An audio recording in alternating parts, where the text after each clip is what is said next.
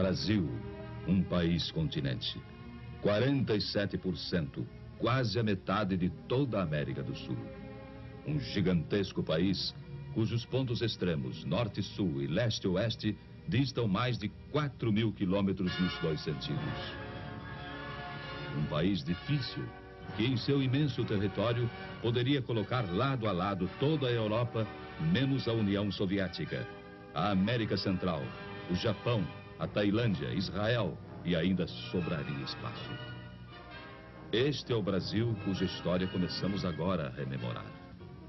Foi este país gigante, este Brasil de dimensões continentais, o cenário dos fatos que vamos iniciar neste momento. E que começamos a recordar na imagem de jovens que ainda eram crianças quando tudo aconteceu, ou de crianças que nem sequer haviam nascido quando tudo se passou. Dos que não puderam viver as experiências daquela época. E assim, a eles, aos jovens, aos que não viviam ainda, dedicamos principalmente este programa. Bem como a todos aqueles que aos poucos foram esquecendo os dramáticos instantes de 11 anos atrás. Quando o Brasil era outro, era o Brasil de ontem. Uma nação no momento histórico de uma gravíssima opção. E voltemos, portanto, um pouco ao passado. Sem ódios nem rancores, apenas para comparar. Foi há muito pouco tempo, apenas 11 anos. E o Brasil sofria uma de suas piores crises. Greves sobre greves, ameaça de guerra civil, caos quase incontrolável, deterioração econômica e financeira, indisciplina invadindo os quartéis, inflação galopante, forçando para o alto, praticamente a cada semana, os preços de tudo. Foram momentos terríveis.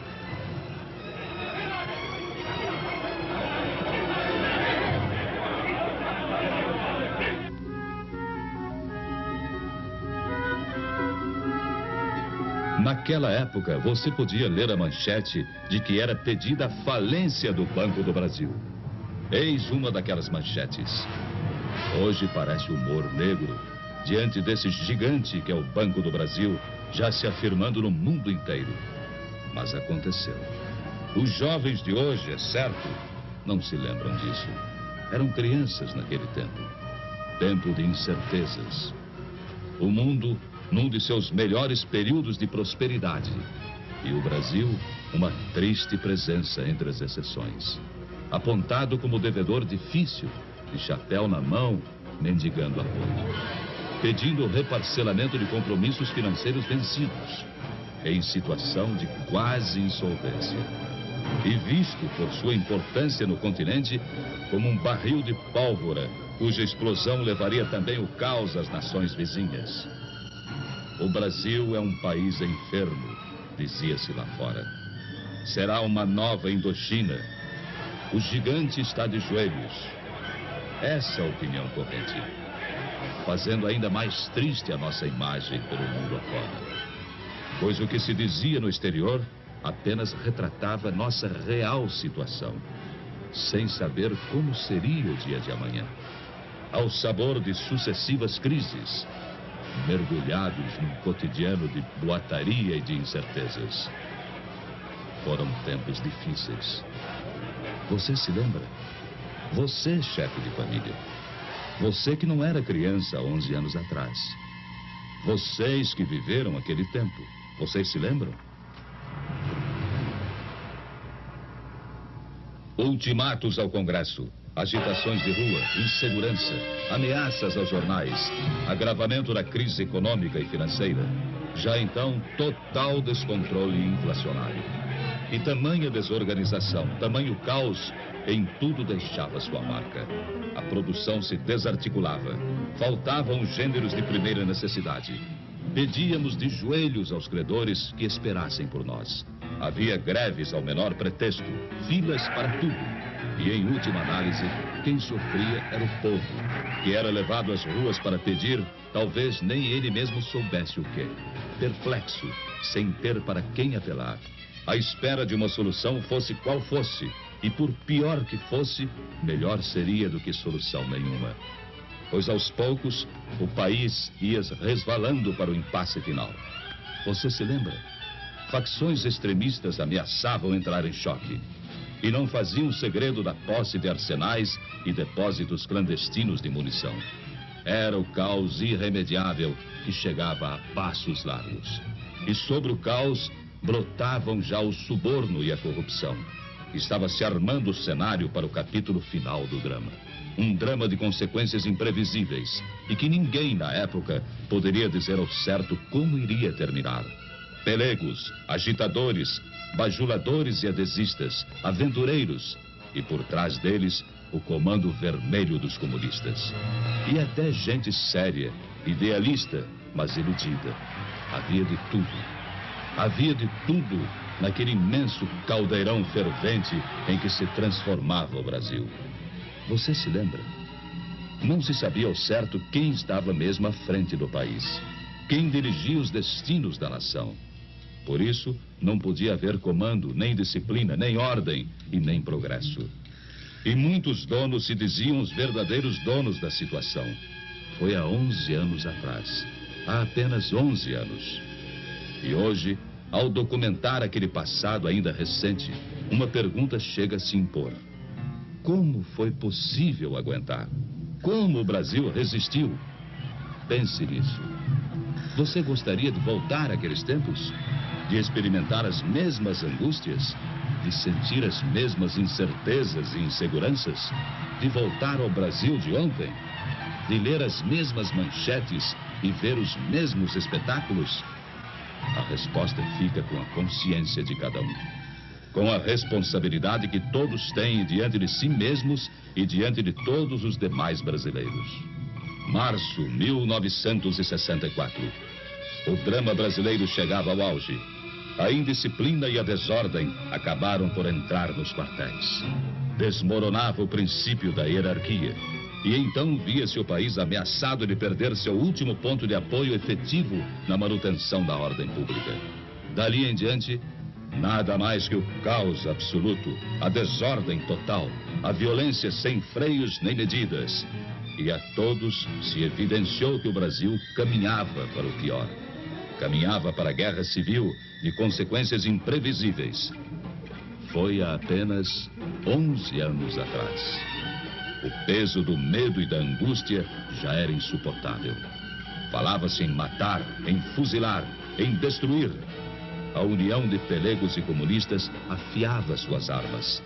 E tudo indicava que nos próximos dias, ou nas próximas horas, brasileiros se lançariam contra brasileiros. No norte, no nordeste, no sul, nas cidades, no campo, em toda parte.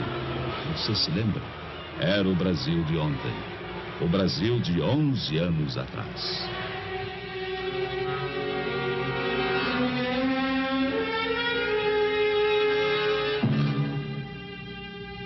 Foi no último instante, quase no momento derradeiro.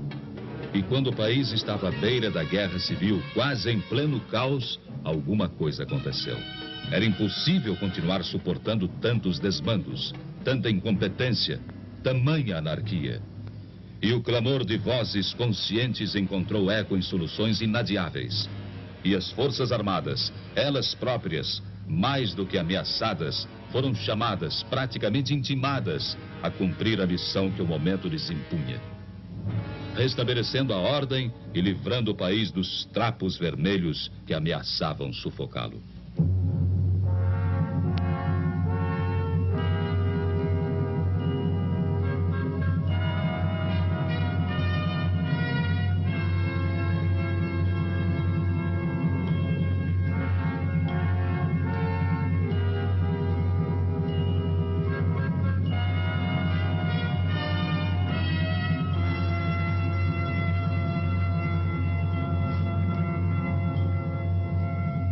Abril de 1964. Tomava posse então o presidente Humberto de Alencar Castelo Branco. À sua frente uma tarefa enorme: normalizar a vida do país, recuperar-lhe as finanças e transpor o hiato havido nos anos anteriores. Um hiato de marasmo e paralisia, tudo isso sufocando o desenvolvimento brasileiro. Foram tempos difíceis.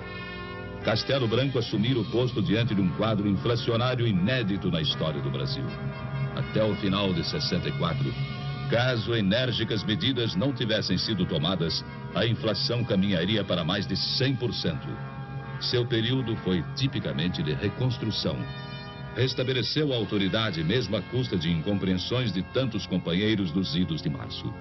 Tomou medidas no sentido da restauração do crédito externo do país.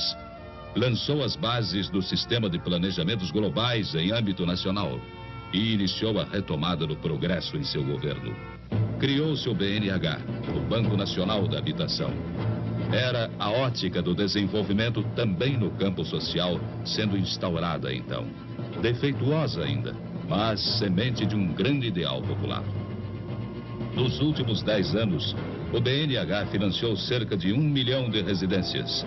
Antes de sua criação, diversos governos haviam levado quase 30 anos para financiar pouco mais de 100 mil unidades residenciais. E Castelo Branco pôde deixar o governo dizendo: entrego ao meu sucessor um país organizado e em ordem.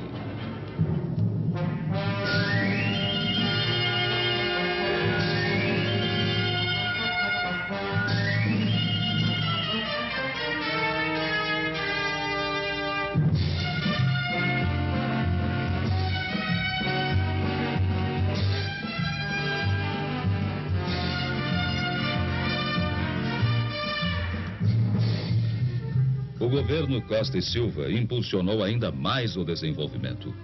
Foi assim iniciador da escalada de progresso dos anos mais recentes. Naquele período, o país avançou no sentido de consolidar sua posição internacional. Abriu e conquistou novos mercados. E no aspecto interno, os índices do desempenho econômico começaram a demonstrar a recuperação atingida. Simultaneamente, o processo inflacionário mais e mais se esvaziava. Diante desse panorama, tentou-se uma liberalização gradual do regime. Mas ainda não era tempo para isso. E estes jovens, quantos deles foram testemunhas de que o inimigo estava atento e voltava à carga, às vezes servindo-se deles mesmos? Badernas e arruaças voltaram às ruas, e com elas a insegurança e a intranquilidade. Felizmente, 1968 foi travado em tempo. Havia a firme determinação de não se cogitar sequer do risco de uma volta ao passado. Não se permitiria que aqueles anos de recuperação e sacrifício, e de grande sacrifício do próprio povo, fossem desperdiçados. Ficou o saldo negativo. A interrupção de um diálogo que poderia ter frutificado. Um diálogo nem sempre atendido pelos que ainda não se haviam convencido de que o Brasil de 68 não era mais o Brasil de ontem. E em 69, Emílio Garrastazu Médici, presidente. Nova etapa de grandes realizações. E como nunca, o Brasil experimentou o ritmo acelerado do desenvolvimento. Partimos para grandes desafios. Entre eles a conquista da Amazônia, até então praticamente intocada, embora muito falada na voz dos demagogos. Foi lançado o Plano de Integração Nacional. E a Transamazônica tornou-se um marco da histórica decisão de conquistar a Amazônia definitivamente para o território brasileiro. De afirmar ali a nossa soberania e aproveitar as suas potencialidades econômicas e transformá-las também em potencialidades sociais. Transamazônica. As 200 milhas de mar territorial, o Proterra, o PIS e o PASEP na área social, criando instrumentos financeiros de complementação do patrimônio de trabalhadores e funcionários. No governo Médici, lançou-se o primeiro Plano Nacional de Desenvolvimento. Suas metas foram quase todas superadas. E aquele primeiro plano encontra agora sequência no segundo Plano Nacional de Desenvolvimento. Isto demonstra a continuidade de objetivos de desenvolvimento entre os governos da Revolução. Continuidade, sim, mas continuismo, nunca. Continuidade de propósitos, mas jamais continuismo de pessoas ou lideranças carismáticas. Cada presidente da Revolução, em períodos certos, passando a outras mãos o bastão de comando. E veio a posse de Ernesto Geisel, o quarto presidente brasileiro desde os idos de 64. Ao lançar o segundo Plano Nacional de Desenvolvimento, seu governo deixou clara a preocupação social dos objetivos visados. Entre eles, a mais justa redistribuição da renda entre os brasileiros, o fortalecimento da agricultura e da pecuária, bases indispensáveis à manutenção do dinamismo econômico, e na criação da tecnologia nacional, um desafio a ser vencido. E o alargamento no mercado interno se alinha entre as outras prioridades básicas. Prioridades como energia, desenvolvimento nuclear, pois falta ainda muito, mas muito mesmo a fazer no Brasil. E é preciso que o que falta seja realizado no menor prazo possível.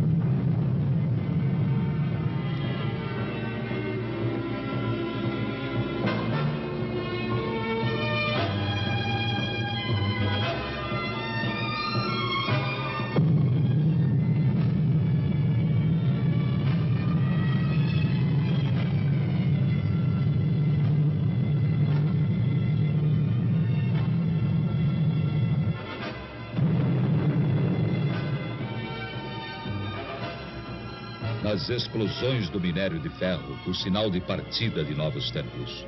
Do Brasil de hoje e do Brasil de amanhã. Tempos que deverão se afirmar cada vez mais, no sentido de que cada vez mais o Brasil seja mais justo com todos os seus filhos, mais igual, mais distributivo.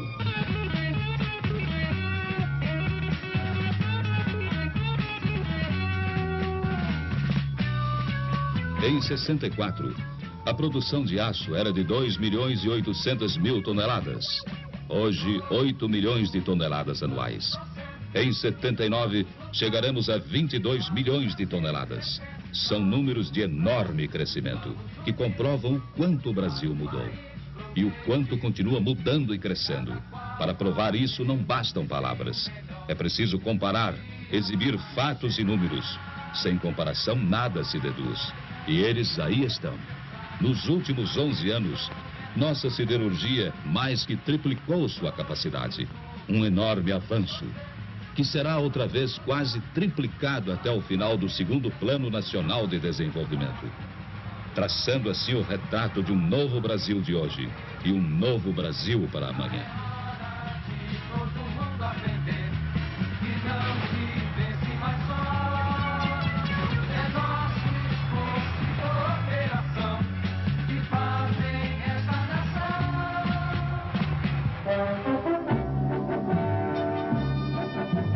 Há apenas 11 anos, nossa potência instalada era de 6.800.000 quilowatts. 74, 17 milhões. E até 1980, no final desta década, chegaremos aos 28 milhões de quilowatts. Sem energia não há desenvolvimento. Por isso o Brasil acelera a construção de grandes centrais hidrelétricas. E aí está, na imagem que se segue, Urubupungá, o maior empreendimento do gênero no país e um dos 6 maiores em todo o mundo. Na fronteira de São Paulo com Mato Grosso, o complexo hidrelétrico de Urubupungá é formado por 2 grandes usinas. Uma delas, Jupiá, a outra, Ilha Solteira. Ambas represam as águas do Rio Paraná. E sua potência instalada final irá a quase 5 milhões de quilowatts. Ainda no mesmo rio, o Brasil e o Paraguai iniciarão em breve as obras da maior hidrelétrica de todo o mundo, a usina de Itaipu, no gigantismo de uma capacidade instalada entre 10 e 12 milhões de quilowatts. São números do Brasil de hoje e do Brasil de amanhã. Um país que busca também, no átomo, fontes de energia para uma crescente demanda futura. Em Angra dos Reis, estado do Rio de Janeiro, estamos construindo nossa primeira usina nuclear. Mais 2 serão lá instaladas. E outras a seguir virão se incorporar ao parque energético do país. Pois não demorará muito e o consumo de energia terá esgotado a capacidade de suprimento hidrelétrico. Assim, a médio e longo prazos, a alternativa é o átomo. E até o ano 2000, grande parte da energia consumida no Brasil será de origem nuclear.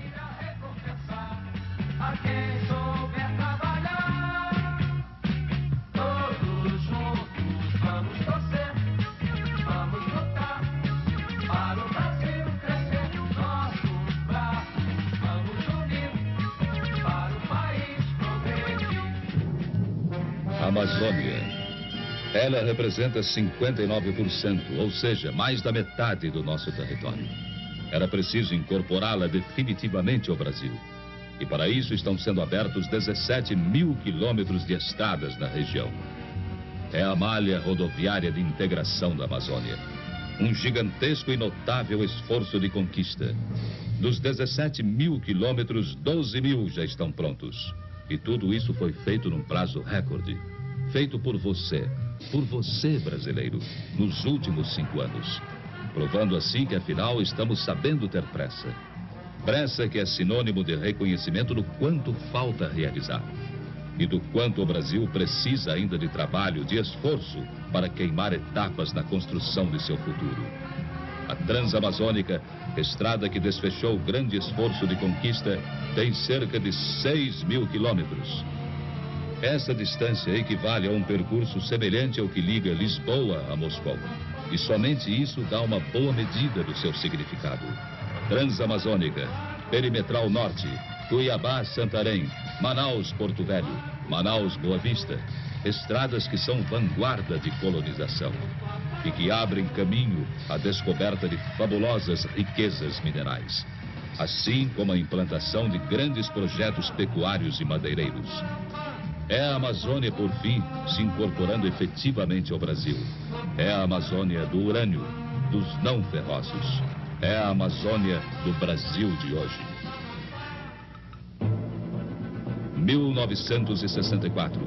183 mil veículos produzidos. Este ano, mais de 1 milhão. São números que representam 2 Brasis, o de ontem e o de hoje. Não que o de agora seja perfeito. Falta muito, mas muito mesmo, para que nos aproximemos do que o povo precisa. Mas o importante é que se trabalha para isso. Cruzar os braços ou lamentar o que falta, em nada melhora a situação.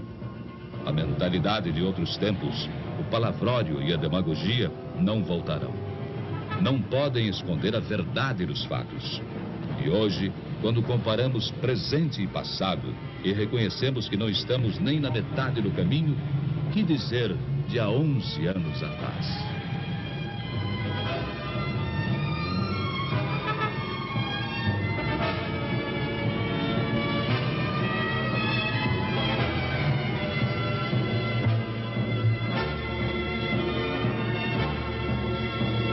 Dezessete mil quilômetros de estradas pavimentadas em 64. Hoje, 5 vezes mais, 80 mil quilômetros. E até 79, estaremos ultrapassando 100 mil quilômetros. Você se lembra? Hoje, é possível percorrer quase todo o Brasil sobre asfalto. E ontem? Do extremo sul ao nordeste, do nordeste a Brasília, pelo litoral e pelo centro do país. Mais alguns meses e a última capital brasileira, ainda não atingida, verá o antigo sonho realizado. E com a inauguração da Manaus-Porto Velho, seu isolamento terá fim. Estará chegando a Manaus a primeira estrada, uma estrada asfaltada. Uma fita negra de esperança cortando a Amazônia e ligando Manaus ao Brasil. E recuperamos as ferrovias, agora prioridade número 1 na política de transportes. Muito breve, a nova ligação São Paulo-Belo Horizonte verá suas obras iniciadas. Surgirá assim a Ferrovia do Minério, eletrificada de ponta a ponta, colocando nosso país entre aqueles que possuem traçados ferroviários de primeira categoria.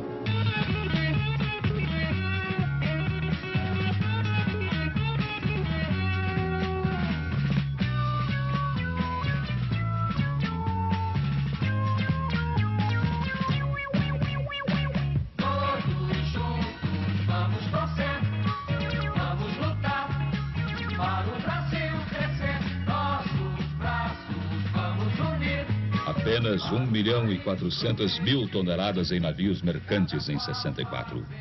Hoje, mais de 5 milhões de toneladas. E até 1980, 10 milhões de toneladas em navios. Em 64, a maior parte da frota era formada por unidades obsoletas, compradas quase todas no exterior, na média com 20 anos de uso. Hoje, a média de idade dos navios está abaixo dos 7 anos. E na maior parte foram construídos em nossos estaleiros. Agora mesmo, acaba de ser lançado um gigantesco programa de construção naval.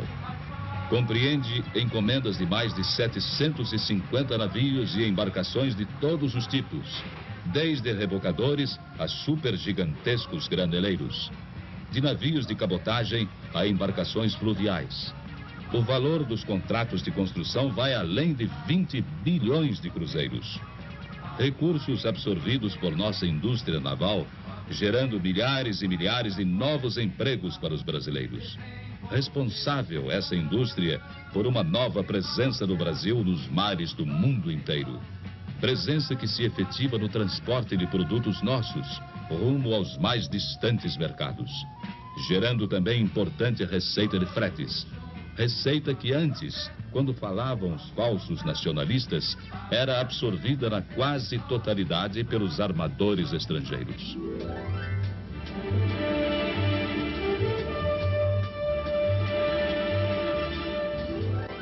(1964) Exportações, 1 bilhão e 400 milhões de dólares. No ano passado, 7 bilhões e 500 milhões. Vamos alcançar 20 bilhões em 79. Esses números mostram quanto evoluímos no comércio exportador. É trabalho de brasileiros comprado pelo estrangeiro. E se compararmos hoje nossas exportações de manufaturados com as exportações totais de 64, teremos uma surpresa.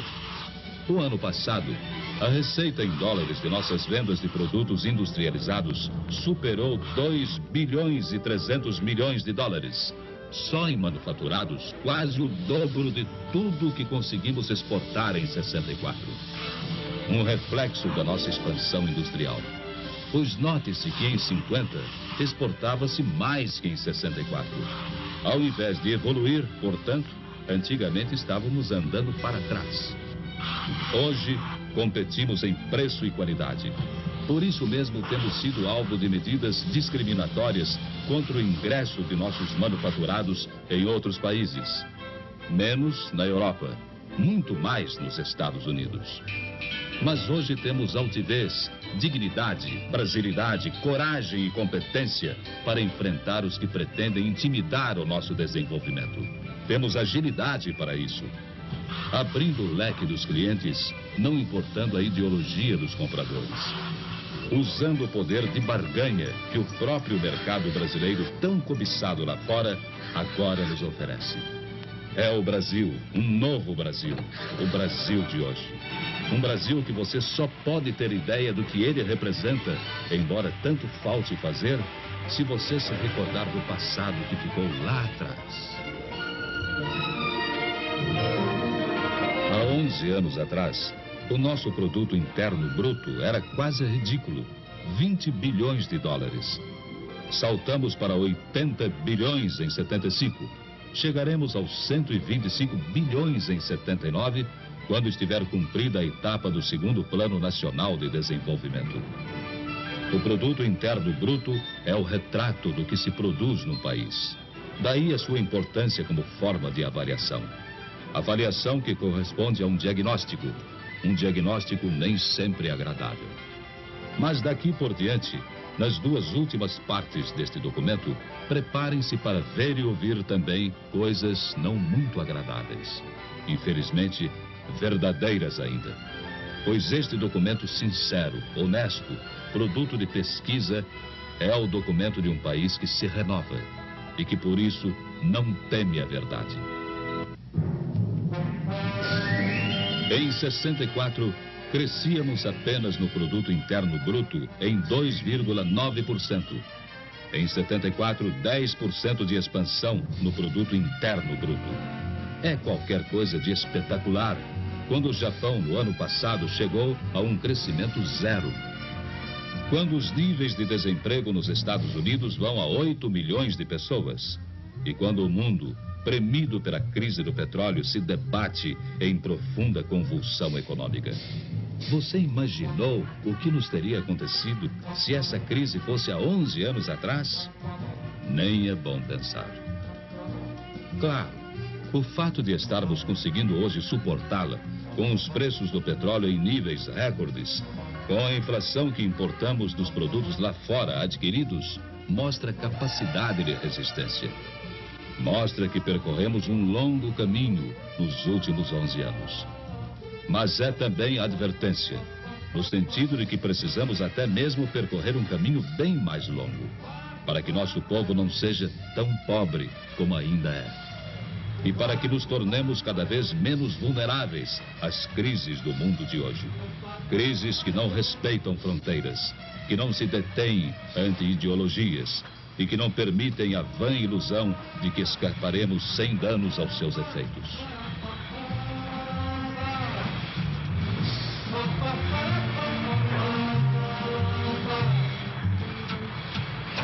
Lá fora, no estrangeiro, temos sido motivo de admiração e confiança. Manchetes destacam o nosso avanço econômico. Há 11 anos passados, havia também manchetes. Mas, você se lembra? Elas falavam não de um Brasil que realiza, mas de um Brasil enfermo, doente.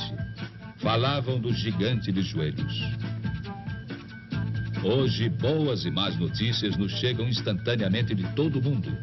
E o Brasil está internamente coberto por micro-ondas.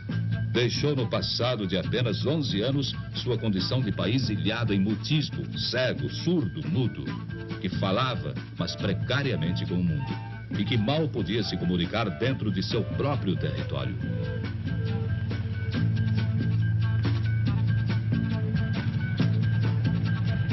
O segundo Plano Nacional de Desenvolvimento estabelece a meta de 8% anuais de expansão para o setor agrícola e pecuário. E os investimentos na atividade rural irão acima de 100 bilhões de cruzeiros. O objetivo maior é o de dar técnica ao trabalho do campo, virtualmente triplicando até 79 o uso de equipamentos, matrizes, adubos e defensivos.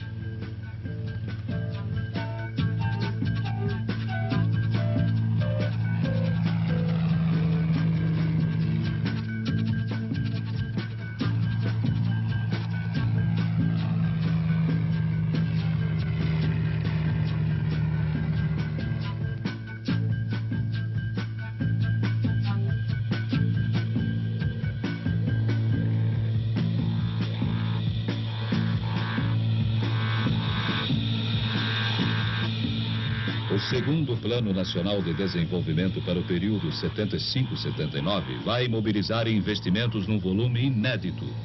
Atentem para o gigantismo destes números. 1,750 bilhões de cruzeiros. A maior parte destinada diretamente ao homem, a você, a todos nós. Em educação, saúde pública, assistência médica, saneamento, nutrição, trabalho e treinamento profissional, serão aplicados 267 bilhões de cruzeiros. Em habitação, previdência, PIS e PASEP, 384 bilhões. E no desenvolvimento social urbano, 110 bilhões. Total, quase 800 bilhões de cruzeiros, bem próximo da metade das inversões programadas pelo segundo Plano Nacional de Desenvolvimento. Agora, a maior entre todas as prioridades está na elevação do status do homem brasileiro, para que ele tenha mais saúde, bem-estar, nível de vida e possa assim melhorar, participando do enorme esforço de construção de um grande país.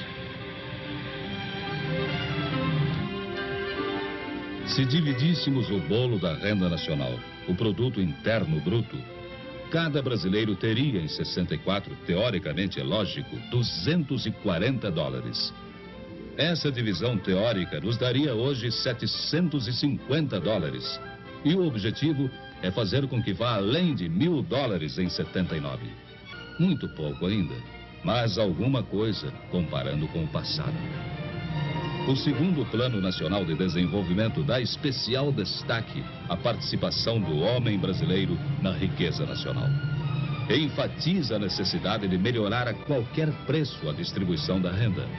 E não aceita as teses de que primeiro é preciso criar riqueza para depois distribuí-la. Ao contrário, defende a distribuição simultânea ao crescimento econômico e sem prejuízo deste. E há à frente de tudo isso a determinação incisiva de tentar por todos os meios acabar com as distorções que vêm se acumulando na questão da renda.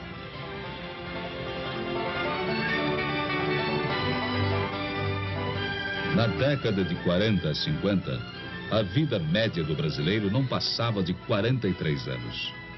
De 60 a 70, a expectativa de vida saltou a 59 anos.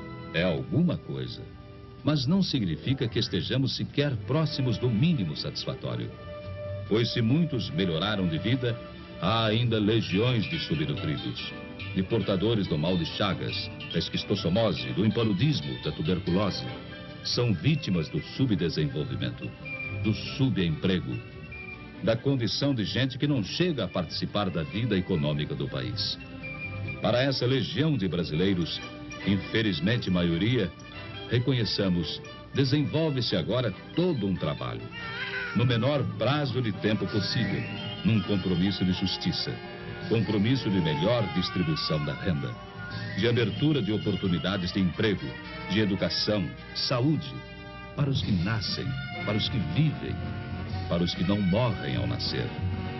São metas do segundo Plano Nacional de Desenvolvimento, pretendendo diminuir essa massa terrível daqueles que ainda não encontraram um lugar ao sol.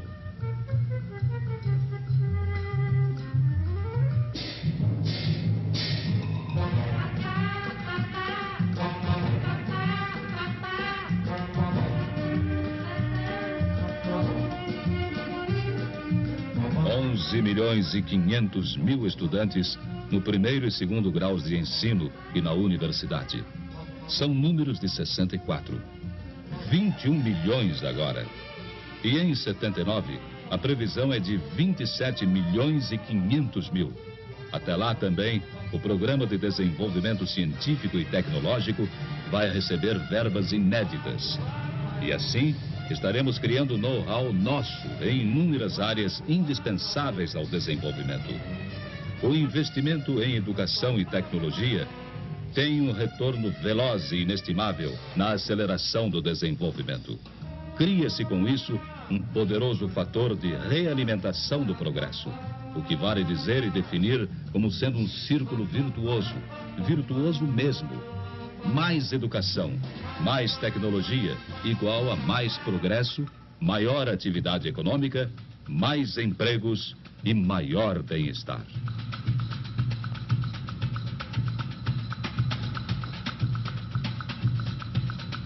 Com tudo o que mostramos a vocês até agora, não dissemos nunca que o Brasil é um paraíso. Temos muito o que corrigir e assumimos essa verdade, com a consciência de quem sabe como são graves os problemas. O que se fez nestes 11 anos responde pelo que se pode fazer daqui por diante. Por brasileiros como estes, que vivem nesse tipo de habitação que a todos nós deve envergonhar, cujo direito a uma vida melhor preocupa de fato a todos nós, porque somos todos responsáveis. Por isso, quase metade dos investimentos do segundo Plano Nacional de Desenvolvimento visa a elevação do homem brasileiro. Há 11 anos atrás, cerca de 40% de nossa população acima dos 15 anos de idade era de analfabetos. Hoje, esse percentual caiu à metade, ficando em torno de 20%. E até 1980, a meta é erradicar o analfabetismo. Outra meta do segundo Plano Nacional de Desenvolvimento pretende levar treinamento especializado a cerca de 400.000 trabalhadores anualmente. E treinamento especializado equivale à melhor posição profissional. No período 75-79, o segundo PND estimou um aumento da oferta de trabalho a taxas de 3,5% ao ano. Até lá, 6 milhões e 600 mil novos empregos serão criados em todos os setores. Mas precisamos acelerar ainda mais o passo, para que um número cada vez menor de brasileiros como esses sofra as agruras da miséria, dos desníveis regionais, das endemias, da subnutrição. Pense nisso, como todos estamos pensando, para que a gente nossa não viva mais assim. Basta prosseguir, acreditar, para que esta obra de gerações se torne o mais rápido possível realidade pela renovação.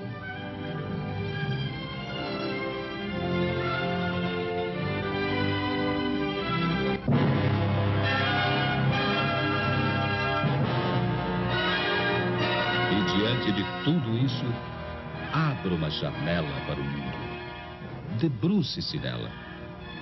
Olhe lá fora, em torno de você. Porque abrindo uma janela para o mundo, é que você pode, pela comparação, sentir que todos os dramas que vivemos, sentir que tudo aquilo contra o que protestamos, sentir que, de fato, se este país ainda tem tanto por fazer, é preciso que se faça alguma coisa para acreditar no que falta diante do que se fez. Na violência que impera lá fora, em tudo aquilo que se pratica contra a dignidade da pessoa humana, nas minorias treinadas, preparadas, determinadas a liquidar as maiorias, iludindo-as com uma falsa ideologia, acreditemos em nós um pouco e pensemos: ai de nós se essa violência aqui imperasse. Ai de nós se o ódio se transformasse de fato na motivação de vida, para não dizer de morte, dos brasileiros. E em meio a tudo que se passa lá fora, na janela em que você deve se debruçar, pense 2 vezes. Pense bem. O exemplo que nos mandam e tudo aquilo que sentimos de amargura, de terror, de pânico, de morte, de ódio, de retaliação, tudo isso não pode, não deve, não entrará no Brasil. Já é alguma coisa. Para que possamos, com a nossa ordem, com a nossa paz, com a nossa dignidade, evitar que daqui para fora alguém de lá possa olhar para nós como nós olhamos para lá. É assim, brasileiros, que neste depoimento verdade, queremos que você veja que se nosso país ainda não é o paraíso que desejávamos, Deus nos livre de vir a ser o inferno que lá de fora nos mostram em todos os setores do mundo.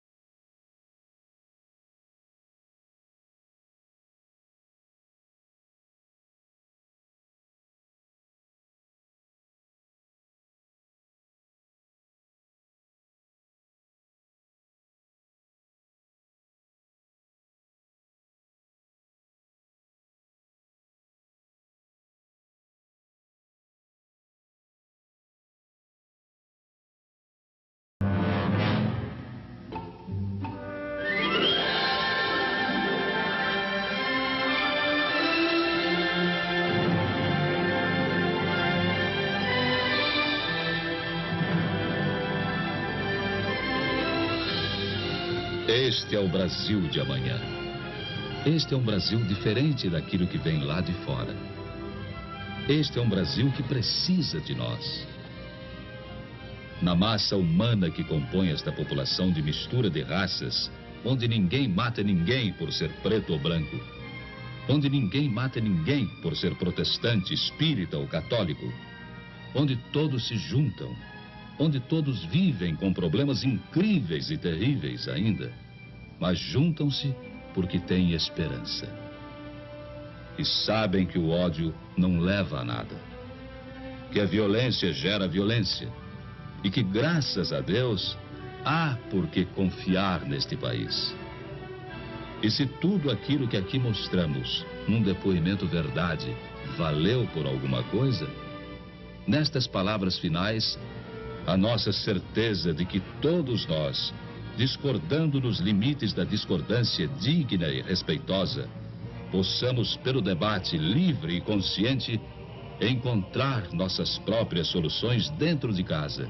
Porque certamente, se assim agirmos, e se como brasileiros que somos, trocarmos ideias e só ideias, será possível alcançar a meta final de levar todo esse desenvolvimento dos últimos 10 anos à população inteira.